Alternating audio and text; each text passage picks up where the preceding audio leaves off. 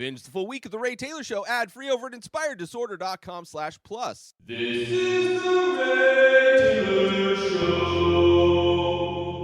Midnight Mass, Book 4, Lamentations, is the episode of Midnight Mass I'm going to be spoiling, breaking down, going into deep. I'm digging in deep on this episode of Midnight Mass. So if you have not watched Book 4, I highly recommend going to check it out. The Netflix show Midnight Mass limited series. Go check out Book 4 before listening to this episode, or listen, because I'm gonna be spoiling this episode in detail. So if you don't want to be spoiled in detail for this show that's so far been very interesting and it feels like things are really starting to get going, then I'd highly recommend checking it out over on Netflix. But let's get it started. The last episode, episode 3, ended with Father Paul bursting into his house, his little house behind the church, falling down, dying, and coming back to life. You have Miss Keene, you have the Scarborough family, the husband and wife, the mayor and his wife, and then you have a bearded dude who I thought was Joe, but it wasn't Joe, just some other bearded dude fixing the sink. But they were all witness to this quote-unquote miracle of Father Paul dying, having the same type of bloody foamy stuff coming out of his mouth that happened to Joe's dog. My expectations, my theories of what happened with that, my explanations for that have yet to be uncovered. That may not be a part of it. I was definitely wrong on some aspects of it, of my guesses at the end of that episode. But this episode starts in a different way. This one we're not quite back to seeing what happened with Father Paul yet. But this episode starts with Erin at the doctor's office, Dr. Sarah, and she's there to just get a checkup, hear how the baby's doing, and the doctor can't hear anything, so she switches to the ultrasound. And while doing the ultrasound, she realizes that there is no fetus inside of Erin any longer. And she says that must have been a miscarriage. She's like asking her all these questions of like signs that it could have been a miscarriage. And Erin says that there's none of that was present. And the doctor is telling her that there's no baby here. And how far along the baby was, she should have known. And maybe there's a situation where she blocked it out. That's always a potential aspect to, a traumatic event. But regardless, Littlefoot is no longer there. And she should have noticed. But Erin is, of course, upset and wants to know where her baby is. But Dr. Sarah doesn't have any answers for her. Takes some blood to run some tests, but the baby is no longer there. Cut to Miss Keene putting up on the sign at the church that Mass is canceled. Obviously, Father Paul just died and came back to life, and still not feeling well. So she's putting up on the sign that Mass is canceled, and all of the money she spent on the rec room, she didn't put any aside for letters, so one of the A's in canceled is a 4, which is funny. But we find out that they all know, like, we're now inside of his little house. You got the bearded dudes just staring, fixated on that news article that the camera pushed in on at the end of the last episode.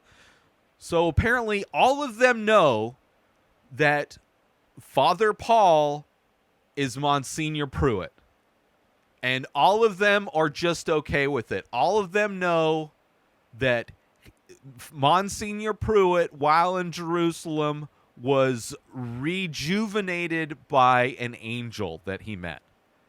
And they are all okay with it. Obviously, Miss Keene is the head of the delusional group, so not that surprising that she would be,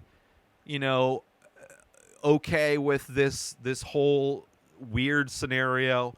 Obviously, the Scarboroughs, their daughter just got the ability to walk again, so they're believing in miracles. So they're, it's kind of makes sense on some level that they would go along with the fact that this old Monsignor is now young again, and they're just fine with it. They're going to protect him. I mean, the bearded dude, I guess, is okay with it as well. But the Scarboroughs were scared, so they're no longer there. And the bearded dude said nobody went and looked in on Father Paul, a.k.a. Monsignor Pruitt, because they were scared. So Keene decides to bring Pruitt some soup, some chicken ginger soup. Go into his room, which is dark. He tells her not to open the curtains because, not feeling well, doesn't want to whatever. He also says that he's extremely starving, yet he eats none of the soup. So clearly starving for something else. Miss Keene compares him to Jesus, among other people who rose from the dead. She actually kind of compliments him by saying it took Jesus 3 days to rise from the dead. It only took you 3 minutes to rise from the dead. Which is like in reality, if you saw somebody who you thought died in front of you and then woke up again, I would assume the first thought would be that you misdiagnosed that they were dead. Like when you went to check the pulse, whoever checked the pulse did it wrong. That would be the first train of thought, I would assume, for a normal person. But for whatever reason, all of these people are just like, it's a miracle. He was clearly dead, and now he's alive. And there's no problem with the fact that he used to be this 80-year-old senile guy, and now he's the young version. We're totally going to buy it. Yes, an angel came down and sucked on your neck, and you drank its blood, and now you are young again. We are buying, yes, sir. We buy that 100%. She does offer to take him to the doctor and to get, checked up to see if everything's okay. But Pruitt, I'm just going to refer to him as Pruitt now, even though not everybody knows him as Pruitt yet. They know him as Pruitt, but everybody else still knows him as Father Paul, obviously. He doesn't want to get the doctor involved because he says it's a matter of faith, and he doesn't want to have science coming in and messing around with their belief system, which also kind of makes sense for the scenario that's going on. And he says that he feels God moving inside of him, which, it's just applying religion to your reasoning to explain things. This episode specifically shows how absolutely dangerous that is. Just how delusional it is to use the Bible, to use Christianity as a means to explain reality, and as a means to explain life and science and things of that nature. But he says that God is moving within him, blah, blah, blah. And he asks to be left alone. He's going to spend the day praying. And as Miss Keene is leaving, she's like, we will keep a secret, but you need to tell people. We'll do what you ask, of course. And if you don't think they're ready, well, that's okay. Jesus revealed himself slowly after the resurrection, but what a wonderful revelation it will be to know their own dear Monsignor Pruitt was restored by an angel of God. Think about it. I mean, Keene is always looking, the opportunist of Miss Keene, always looking for a reason to, to push the narrative, and to publicize and to take advantage of situations. And after she leaves, we see Monsignor Pruitt put his hand in a shaft of light that's coming into his room, and we see it's burning him. So maybe the death that he experienced was his transition into becoming a vampire, maybe? Like, the rules of the vampireness, like, they're not it's not even referred to as vampire, obviously. The demon thing that sucked his blood and that he fed on is they consider it to be an angel, even though it's a bald angel that has bat wings. Like, maybe that was his transition into becoming a vampire, that his mortal body died and now he was reborn as a vampire, and maybe that's the hunger he's feeling, although he was feeling those hunger pains before. Like, I'm still not convinced that Miss Keene unintentionally poisoned him. But it could also be that he passed out of hunger. Anyway, there's a lot of questions have been arose. And, like, what's going on with Erin's baby? Like, how does that tie into everything? Like, obviously the angel was following her, and, you know, there was proof that she was pregnant, but, like, that's a big question of this episode as well. Anyway, cut to Riley is on his dad's fishing boat with his dad. Again mentions how his back's doing better. They have a talk. Apparently, Father Paul encouraged Riley's dad to have a discussion with him because his dad has a lot of resentment for his kid. Not only for the fact that he left to become a tech investor, the fact that he blames his son for not telling him about what he did and not, like, you know, educating him, even though Riley points out that, like, every time he did try, you know, his dad wasn't really attentive, wasn't really willing to listen. And his dad, like, blames himself. Like, he apologizes to Riley for the resentment he has because his dad feels that it's his fault that Riley was the person he was that ended up rebelling and eventually causing him to get in a DUI and killing a kid. Like, the dad kind of blames himself for not being the parent. It, like, he boiled it down to be like, well, your mom is a saint, so it's not her fault. So it must be my fault that you turned out this way. So I apologize for what I did to make you be this person that decided to go out and rebel and then eventually cause the death of somebody because you decided to drink and drive. Like, a really shitty thing. Like, it's like a situation that's Riley's fault, but his dad is in some ways playing a victim, but like, it's a very weird situation. And you can kind of see that on the face, on Riley's face, as his dad apologizes. And, you know, it's like a backhanded apology in some ways. I don't know the exact way to describe what that is. That type of manipulation is, that kind of like, woe is me. It's like, oh, I have failed you. You know, I failed you as a parent, so that is why you are, like, I'm still not willing to accept you because, like you're damaged. I label you as damaged, and I have taken the blame of who has damaged you, versus just being accepting of who Riley is. Anyway, it's kind of like a shitty, and it's a mentality that you see in religious people. So, you know, it's just another. There's, like, aspects of this show that are, like, just frustrating to watch, to see these delusional religious people in, like, their just blind faith in, like, leaps of logic, and, like, still being, like, just passive aggressive and just kind of shitty, just not accepting at all. Like, he's not accepting of his son. He's just willing to excuse, like, he's willing to blame, he's willing to be the martyr in the situation.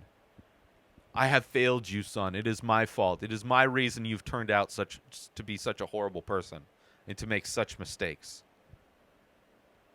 Anyway, but he ends with saying that he loves him, you know, which, like, the whole situation is like, okay, Dad, sure, thanks. Like, you didn't love me. So it's like you're saying that I'm still messed up. You love me despite being messed up, but you blame yourself for me being messed up. Like, you're not accepting of me, and you don't even give me my own, like, self-worth that I am responsible for my own actions. You know, not that, like, past trauma, how you are raised, doesn't have anything to do with somebody who might be rebellious, but, you know, there's also some self-responsibility that has to take place as well.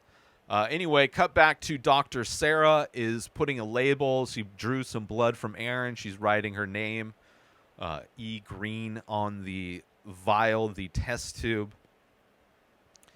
And her mom comes in, and she decides to give her mom a little memory test. And I noticed at this point that her mom is starting to look younger. All of the people who are wearing the old age makeup seem to be looking younger. They're definitely acting younger. I kind of noticed it with Riley's dad. Definitely started to, later on we see Riley's mom in this episode. She looks like she's getting younger.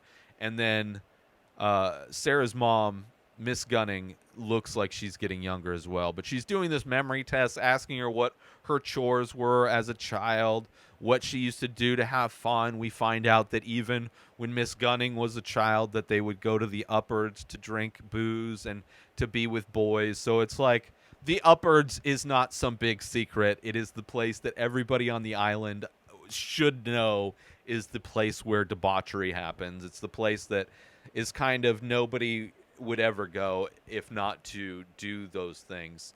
And she asks about her dad, and she talks about her dad, and she asks who she is, and she's like, oh, you're my daughter.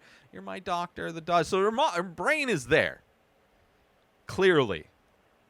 And the mom decides to go make some tea.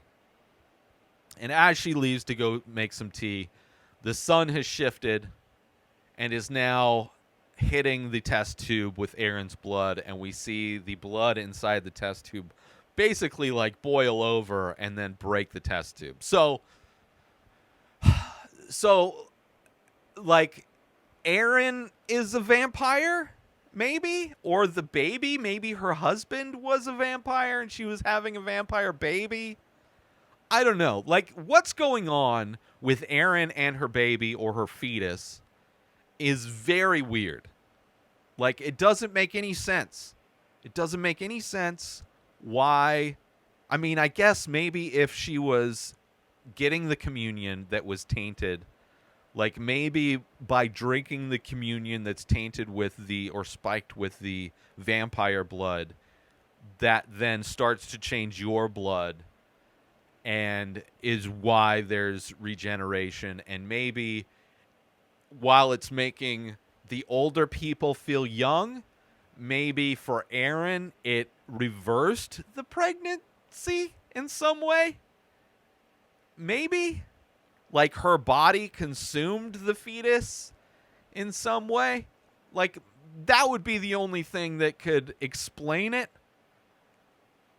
right? But a lot of questions with Erin now, with the fetus disappearing, with her blood boiling over when it hits the sun. Anyway, I want to take a quick break from the show to let you all know that there is official merch for the Ray Taylor Show. Head on over to inspireddisorder.com. You can get t-shirts, different artwork available, different designs, all on high-quality materials in all the sizes. There's also iPhone cases made of biodegradable material. That's right. This is not bad for the environment. This is good for the environment. So all of those designs that are available on t-shirts are also available on phone cases. Designed by me, sold by me. Head on over to inspireddisorder.com to support the Ray Taylor Show and promote it out in the world, so all of the people in your life can see that you are a fan of the Ray Taylor Show. Now, let's get back to that very show right now. Cut to Erin is at home. She's starting to box up all of her mom's old stuff, and and Riley's there, and she's telling him that, she's never got around to doing it, and now it's for whatever reason, she feels finally that that's all she can do now is to go through her mom's stuff and to box it all up. And she shows this crochet thing, or this saying from Lamentations, basically kind of a self-pity thing, like a woe is me type of a thing, which that's what her mom kind of feels like. She's kind of that another type of person that's always like, oh, woe is me. It's always I'm the martyr. I'm the one who's being punished by the world at all moments. It's kind of just another, like, everything we find out about Erin's mom is so much a bummer. Just the self-pity, the alcoholism, and we get even more of that when we find out that as a kid they used to keep birds. They got these doves, and her mom said that we need to clip these doves' wings so they don't get away. Get this. Again, this is her 7-year-old daughter she's talking to. She said, everyone gets their wings clipped at some point. And I asked the next question. It's the only question a kid's going to ask when they hear something like that. I said, Mom, did you get your wings clipped? And she said, yep. Oh, yes. Day you were born.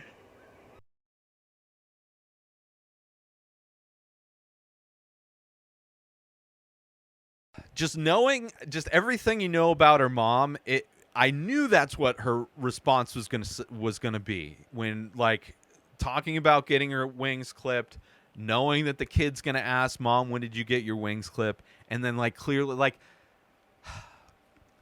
her mom reminds me of my mom in a lot of ways.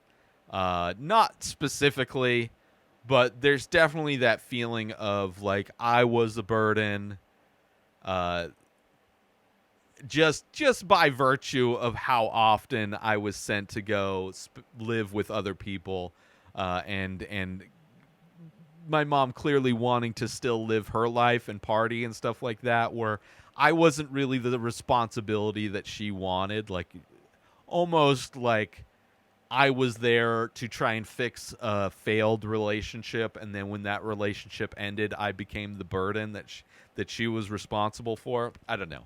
That's kind of the feeling I felt like I was, levels below as far as what was valued in that house as an only child. So I definitely relate to and sympathize with Erin in a lot of ways.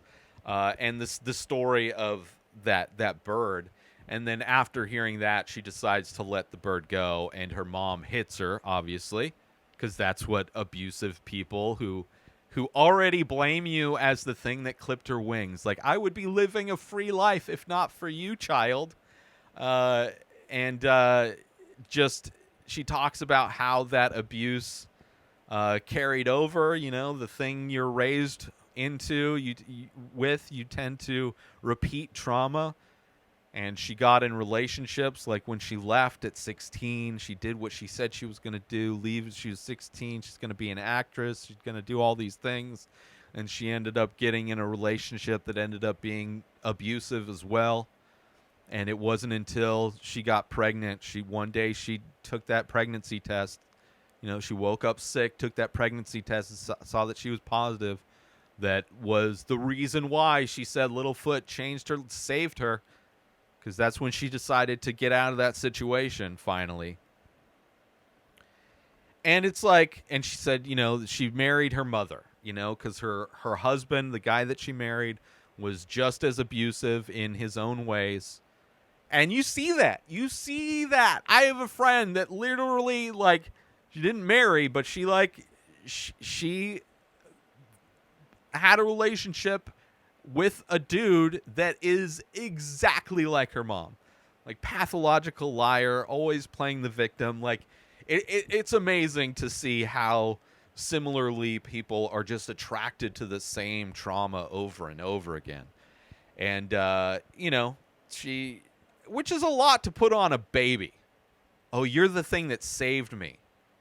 It's not good. That's not healthy either. That's a lot of pressure.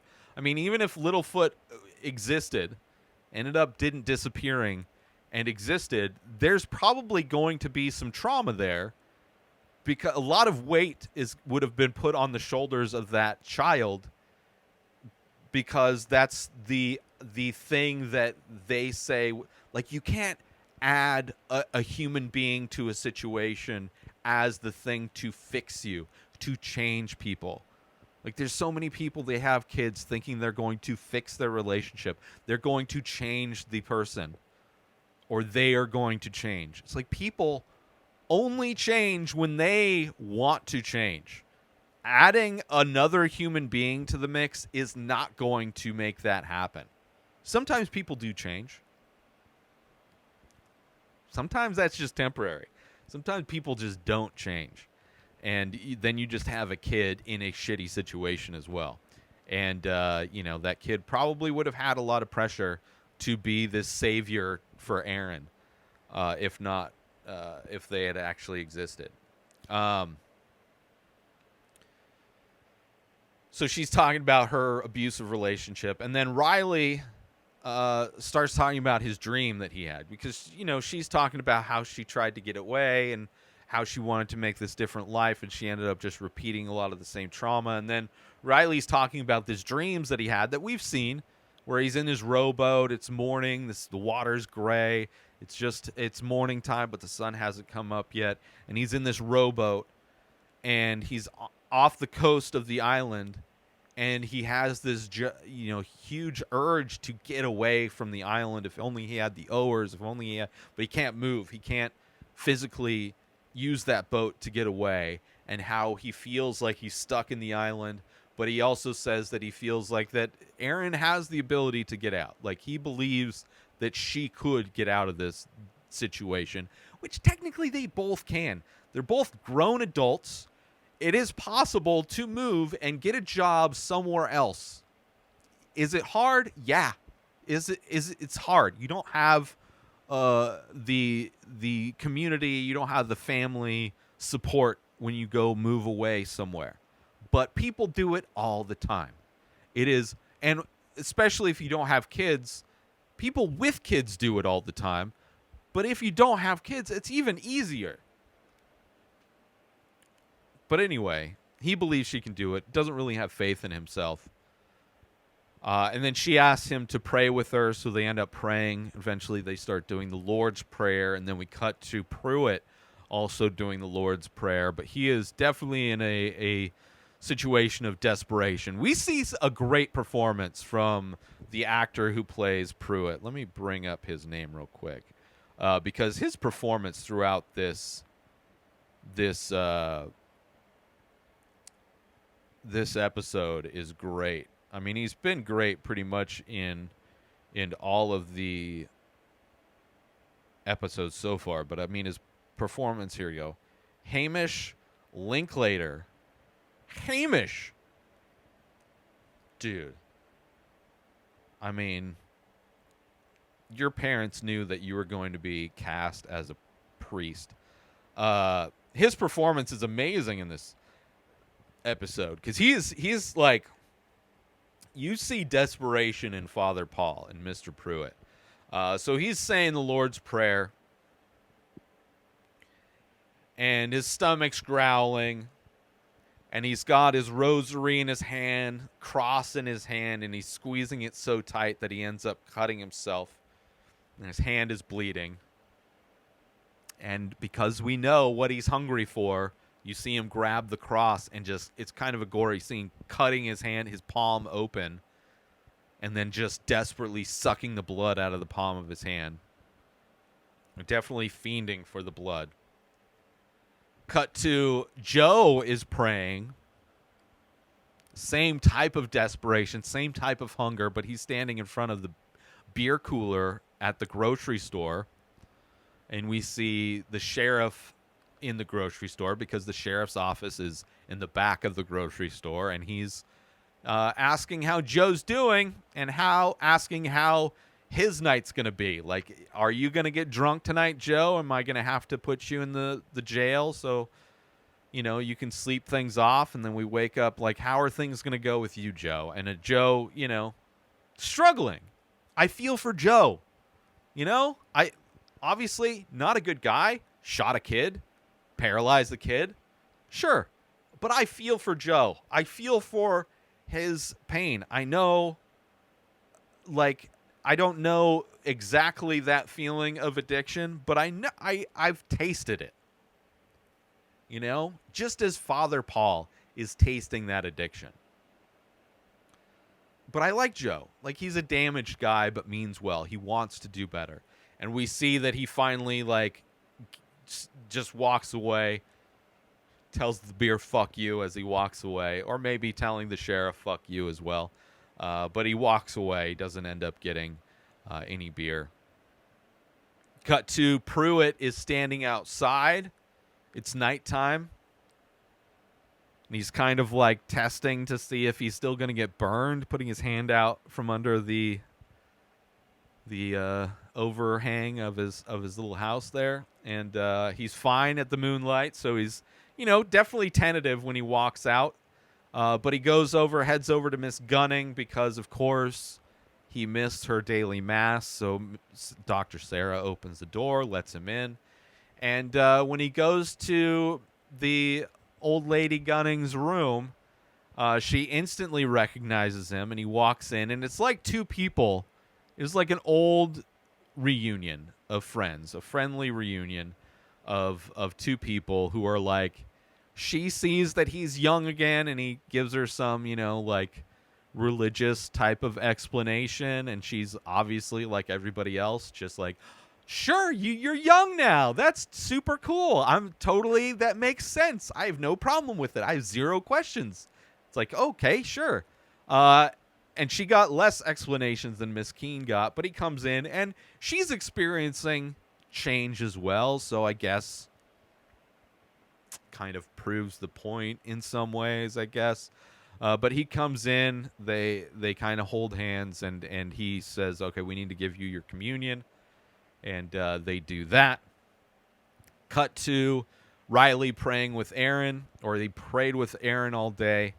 And they're still sitting on the couch, and she's asking him if she's delusional or naive because of, you know, she's clearly religious, and Riley is not. And, you know, Riley, just because you're an atheist doesn't mean you're heartless. Which, despite the assumptions of religious people, atheists have morality and hearts, and they're full of humanity. They don't need to be told to be nice to people from a book. They're able to do so of their own accord, just because they exist amongst other people. So he obviously doesn't believe that, but she does ask him what he thinks happens after they die, which is kind of a weird question. But I mean, how Riley answers this question. Again, not only do I sympathize with Joe and like Joe as a character, I very much am related to the thoughts and opinions of Riley. And when she asks him what he thinks happens when they die, I agree with his explanation. When I die, my body stops functioning. Just shut down. All at once or gradually. My breathing stops, my heart stops beating. Clinical death. And a bit later, like 5 whole minutes later, my brain cells start dying. But in the meantime, in between, maybe my brain releases a flood of DMT. It's a psychedelic drug released when we dream, so I dream. I dream bigger than I have ever dreamed before, because it's all of it, just the last dump of DMT all at once, and my neurons are firing, and I'm seeing this firework display of memories and imagination, and I am just tripping. I'm really tripping balls because my mind's rifling through the memories, long and short term, and the dreams mixed with the memories, and it's a curtain call. Dream to end all dreams. One last great dream as my mind empties the fucking missile silos, and then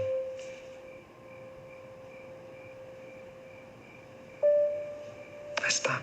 And then he goes on to say how, everything will just continue to be as it was, as if he never existed. The memories will no longer be. He will never have the memories of killing the girl and all of that.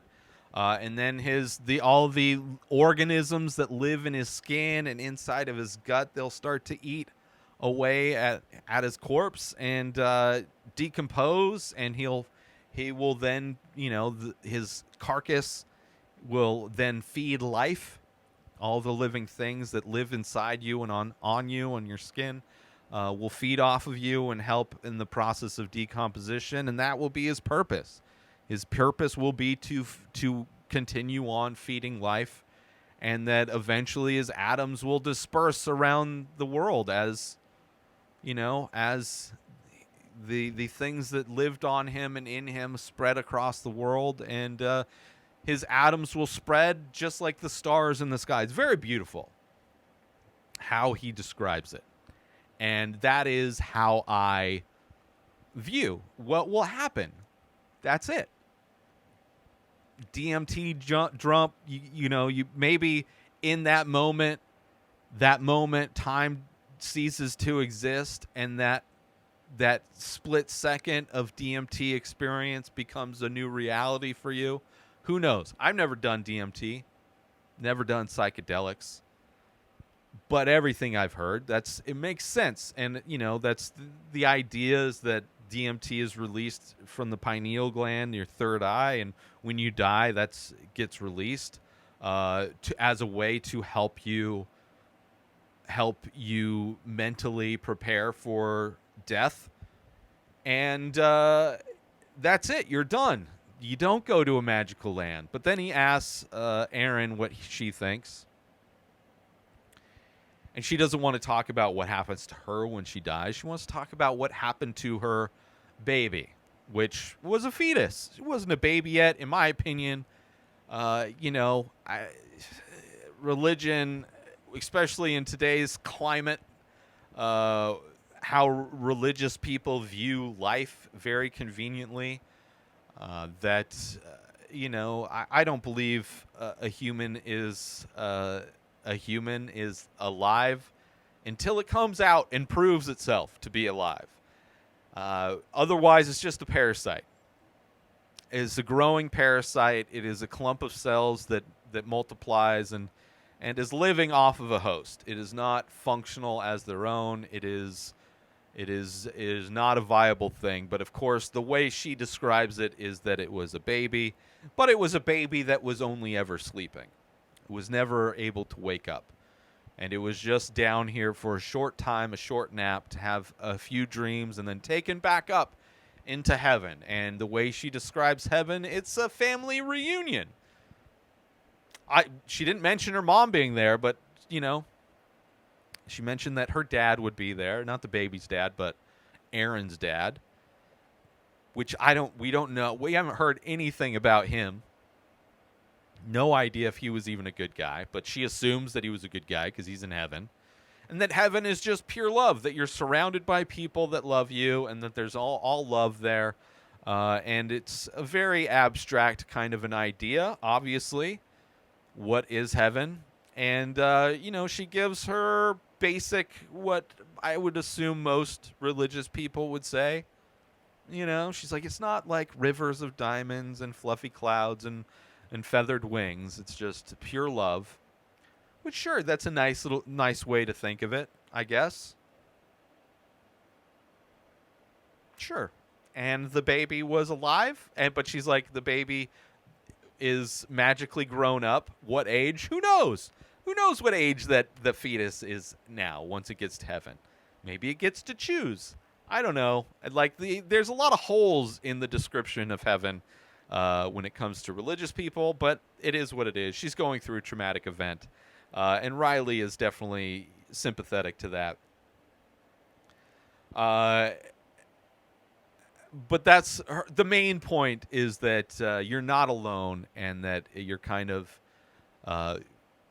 just surrounded by pure love, which sounds like something that Riley would love. I would hate to die. Like, it would not be heaven for me. The pure love part, sure. But to be surrounded by family members, I'm not close with any of my family. Like, the last thing I would want to be surrounded by is a bunch of family members. But according to religious people, I'm going to hell anyway. So who can? I guess that's the difference. It's only heaven if that's what you're into.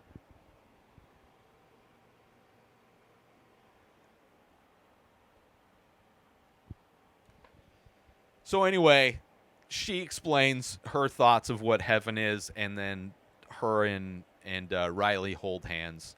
Cut to Pruitt is frantically praying at home, in pain, in the kitchen, kind of emptying out his little travel communion bottles of wine into the big carafe. There's only a little bit left, just barely covering the bottom of the carafe. And he's freaking out, mumbling, praying, goes outside, screams, "Where are you?" Like you can tell. Like, this great performance, like I said. He goes back inside, chugs the carafe of communion wine, which, assuming, is the blood of the angel. And then Joe shows up, seeing Father Paul chugging, like, end over end, the bottle of the carafe of wine, chugging what's left of it, and Joe shows up. Sorry to disturb you. I'm sorry. Hello, Joe. I was just, I had a hard day, but I did good. I didn't drink. Yeah, that's excellent. But it's a real struggle, and you said, come by here if I ever felt like, if it got too much. But you're busy. No. Here, you come in, you sit. So Joe walks in, he sees the news clipping on the wall and notices the picture and notices that it looks extremely similar to Father Paul, and he mentions that there was this rumor that went around that Monsignor Pruitt may have had a child, despite the fact that priests aren't allowed to have sex. He still's like, that was the rumor, that, maybe he was an illegitimate child of Mr. Pruitt. And he sees that Paul is acting kind of weird. But Paul's sympathizing with the hunger that Joe has felt, because we've seen that addiction, that hunger, through Paul, through his reaction to basically running out of the blood of this angel. And he says he's proud of him. Proud that he was able to go without because he knows the hunger. And he gives him a hug. And he kind of holds on really tight and doesn't let him go. And Joe is uncomfortable, trying to get free of this death grip of a hug that Father Paul has on him. And as Paul lets go, Joe falls back, hits his head on the corner of a table, and then is laying on the ground, twitching, having a seizure, and you see blood starting to pool up around his head. And as Paul goes down to see what's up, he dips his fingers into the blood and just starts feasting on the blood, and the scene ends with Paul just lips to open wound on Joe's head, just drinking straight from the tap. Very gruesome. I mean, it's a scene that you would see from Requiem from a Dream, like the desperation that Paul has, the need to drink blood. So from the viewpoint of an addicted vampire needing blood, this is exactly what he needs. But for me, as somebody who enjoyed Joe as a character, I am bummed out at Joe being gone now. But it ends with Paul drinking the blood. Let's take a little break from the show to promote The Many Faces. That's right, I am also an artist. I do ink paintings on paper of abstract faces. A new face, a new painting gets released every single day over at inspireddisorder.com. So head on over to my website to purchase original artwork directly from the artist. Also, there are prints available for select images. Head on over to inspireddisorder.com, buy original art, buy prints if that's your jam, if you want 8x10 prints on high-quality paper. Also, if you're looking to wear some art, there are shirts available with original artwork by myself. Select faces from The Many Faces are also available in t-shirt form. You go to inspireddisorder.com, you buy original artwork, you buy prints, you buy shirts. You're supporting an artist directly. And if you're the type of person that likes to invest in NFTs, there are also NFTs available for select faces. Go to inspireddisorder.com now. And now let's get back to the show. Cut to Riley waking up in Erin's bed. They're both clothed, obviously, but they fell asleep in her bed. She's already awake, just looking at him. Just kind of creepy, but whatever. He wakes up and he says that he had a dream again. She mentions that she never dreams, but he says that his dream was different because this time in the boat, she was there. And he asks if she's going to church. She says she's not going to church, that she wants to go to the mainland, not to get a second opinion, but to get a second opinion. And he's totally understanding of that. And she asks for him to come back tonight. You know, come back and spend more time with her. Because she's, you know, it's clear that there's a connection there. She's lost now. She lost the thing that was supposed to save her, quote unquote. So maybe some whatever. Anyway, so she asked him to come back. Cut to Ali, over at his house. The sheriff is there in the kitchen. He comes out and he's telling the sheriff that his dad that he wants to go to church. It's Sunday, obviously. We found out Erin's not going to church, but Ali wants to go to church, and his dad's still not into it. Ali's like, don't worry, I'm not going to take communion. And his dad's like, they wouldn't let you anyway because you're not Christian, which is true. You are not one of them. And he's like, if you're looking for God, you already have a God. So I don't know why you're doing this thing, but whatever. His kid's going to, wants to experience this new thing. All the kids are doing it. So he ends up going regardless. Cut to Pruitt. It is church. Cut to everybody. The church is packed. And everybody's looking around because Pruitt has not shown up. Miss Keene goes to check. She kind of throws a look at the Scarboroughs and the bearded dude. But she goes to Pruitt's little house to check on him. The door's locked. She goes inside and she sees Father Paul, Mr. Pruitt, on the ground, leaning up against the wall, soaked in blood.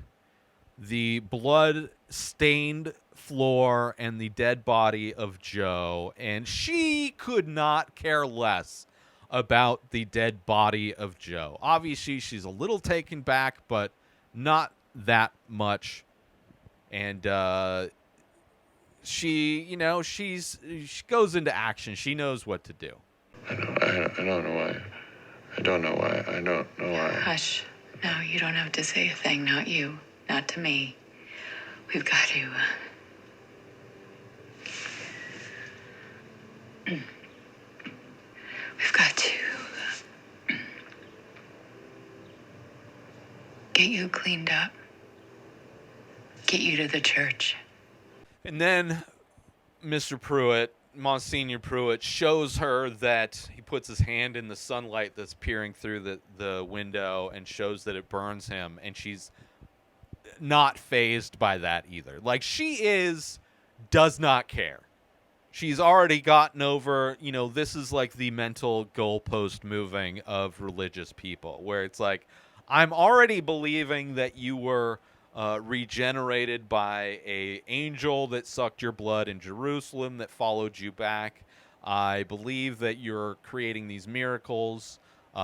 So the fact that the sun's burning you and that you had to kill Joe for some reason, a person that she has no respect for the life of Joe anyway, she's very unfazed. I mean, mildly unfazed. Mildly phased, but, still, she's like, she knows she takes charge of the situation.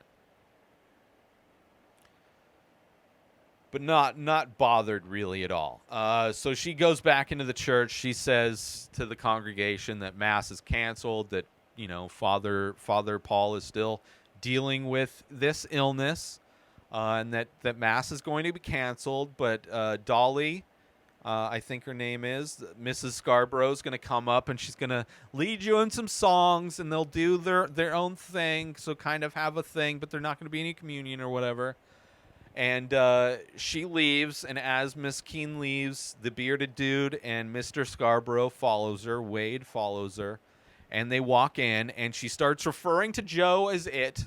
Like, we need to take care of it. We need to wrap it up and take it to one of the houses on the West Bank. And then at night, we're going to take it and tie it to an anchor and put it in the water. Like, not even referring to Joe as a person who was just momentarily just alive moments ago. She's just completely dehumanizes him as an it, which is not surprising how just heartless Miss Keene is and how little she valued Joe's life whatsoever. But, of course, Wade is a little bit hesitant, like, because he realizes that Joe is a person, even though the majority of the community did not like him. The fact that he was responsible for his daughter becoming paralyzed for a short period of time. She is no longer paralyzed. But he still has some humanity within him, being the mayor of the town, maybe not wanting to be part of the cover-up of a murder.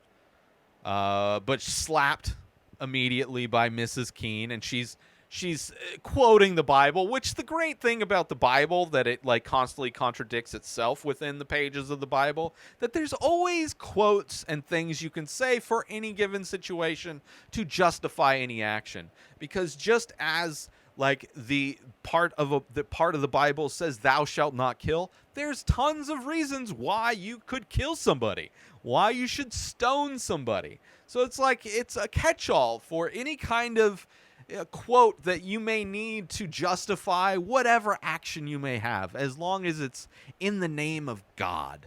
And God was moving through Father Paul, was moving through Mr. Pruitt. It was God's will that he killed Joe. Joe is dead because God wanted Joe to be dead. And Pruitt was just working in the name of the Lord. And how dare you question that, Wade? It's just disgusting. God made him do it. And then she goes to Pruitt and she's like, do you feel guilty for what you did? And he's like, no. Like, he's out of it, clearly.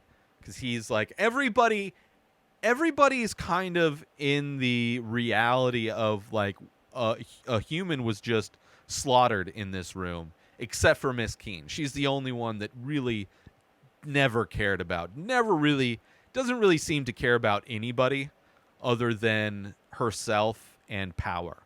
That's seemingly what she cares about. She knows that using religion to gain power is priority over everything. But she justifies it, convinces Pruitt to not even worry about it. It's like, listen, God was working through you.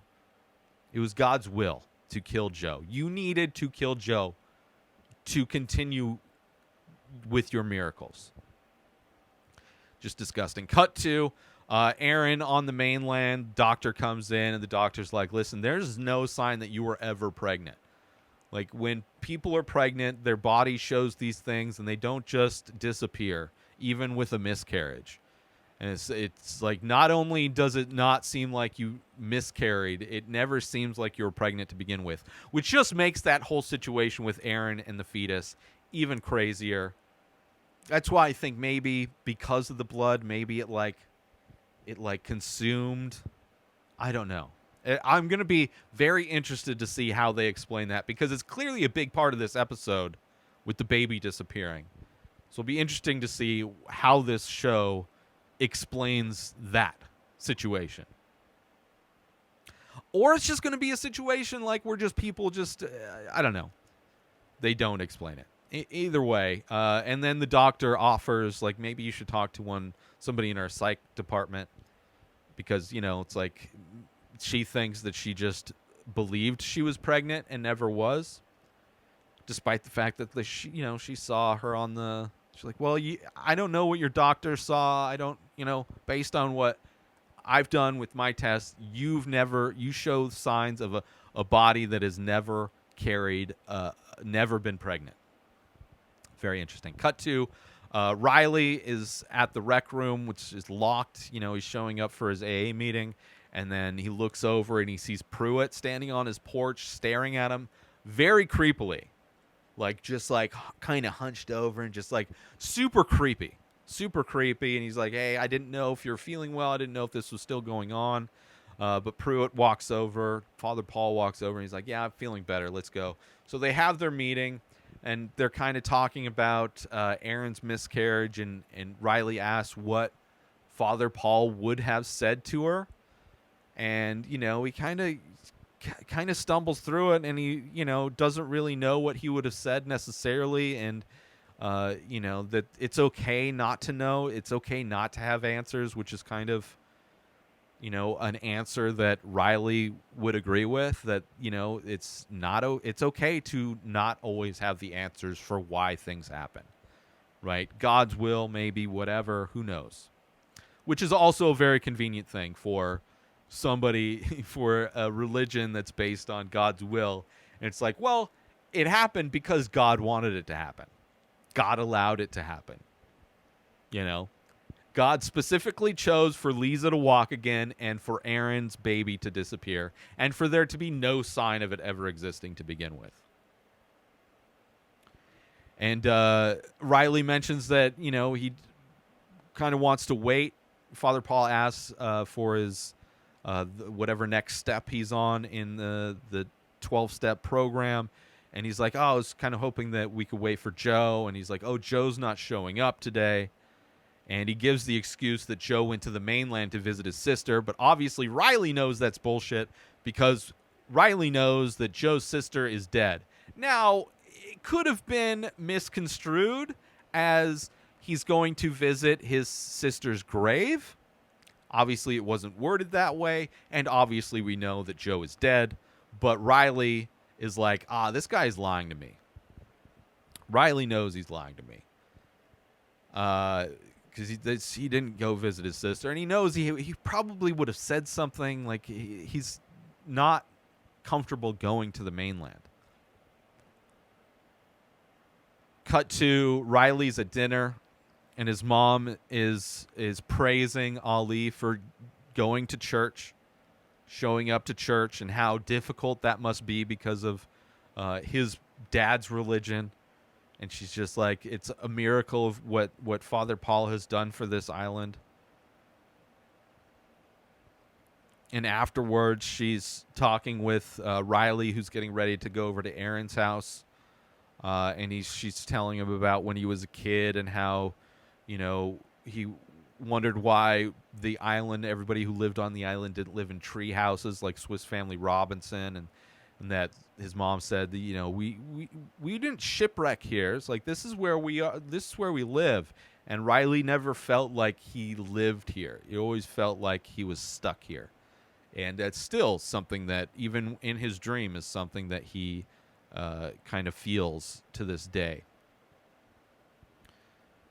And she's talking about all the miracles, how she doesn't have to wear glasses anymore, and his dad his back is fine now, and that it's all these miracles are proof of God, and that Riley should be religious again because of all this proof now, that there's proof that there is God. And Riley tells her that, like, you need to be careful because Mr. Pruitt lied, or Father Paul lied. He's a liar.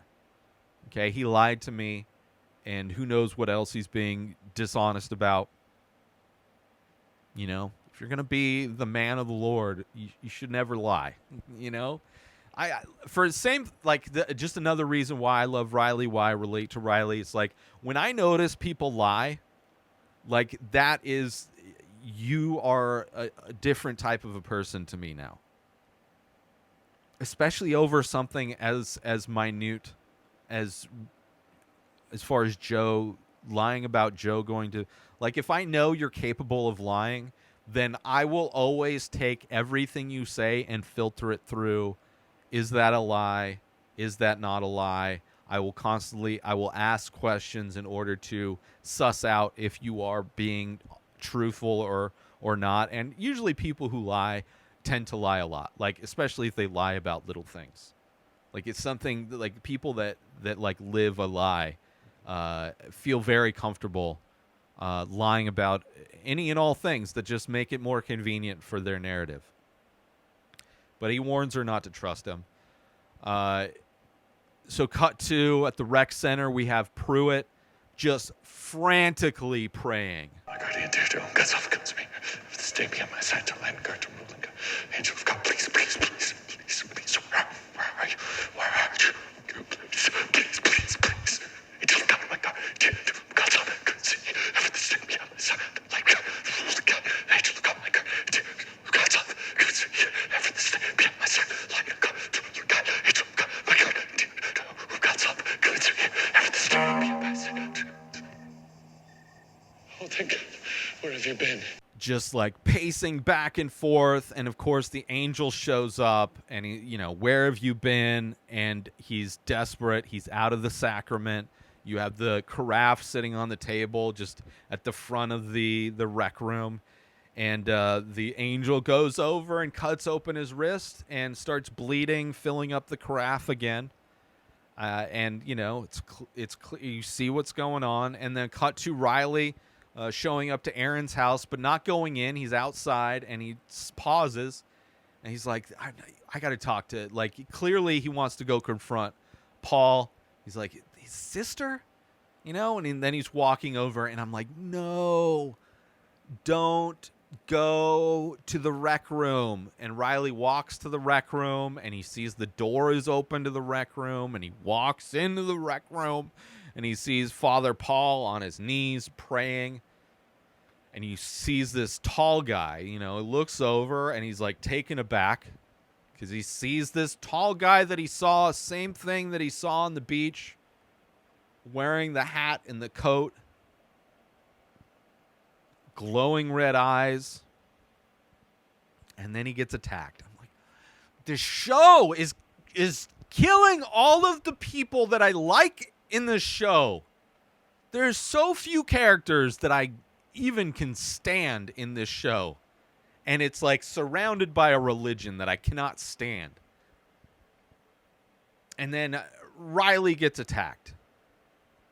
Father Paul Pruitt goes and closes the door as Riley's getting his blood sucked. So, okay, Riley maybe not dead, right? He's getting his blood sucked in the same way that Pruitt did. So I don't know. Riley's going to look younger. I don't know.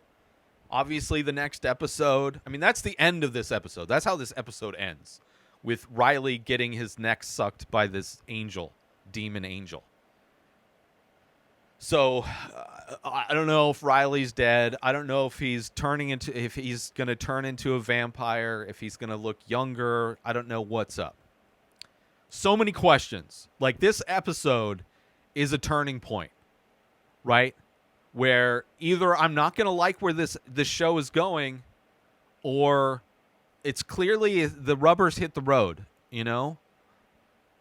it's like, okay, we made this transition to where there's a group of people that are just completely buying Mr. Pruitt, younger, sucking the blood of Joe, killing Joe. They're okay with it. They're perfectly going to help him out. All of my favorite characters potentially dead. I mean, Joe is definitely dead. But who knows what's happening to Riley. I mean, he's a main character, so I can't imagine. I would imagine he's just turning or whatever. I don't know what the rules are of the vampires in the show either. So, you know, it took Father Paul or Mr. Pruitt forever before the sun started affecting him. So, but he did instantaneously. I mean, I guess he's getting the blood sucked from him, but he's not necessarily drinking the blood. I don't know. I'm big question. What's going to happen to Riley? Is Riley dead now? What's up? There's going to be whatever happened to Erin's baby. Why is her blood boiling in the sun? Why does it seem like her baby just disappeared and never happened again? Obviously, it's got to mean something. Why is everybody just super okay? It's like, whatever. That's okay. They kind of, whatever. I assume now, since the name of the show is Midnight Mass, that because of Father Pruitt or Monsignor Pruitt's sensitivity to light, is that they're going to start holding Mass at night, at midnight. Hence the name of the show, Midnight Mass. So I assume that's going to start happening.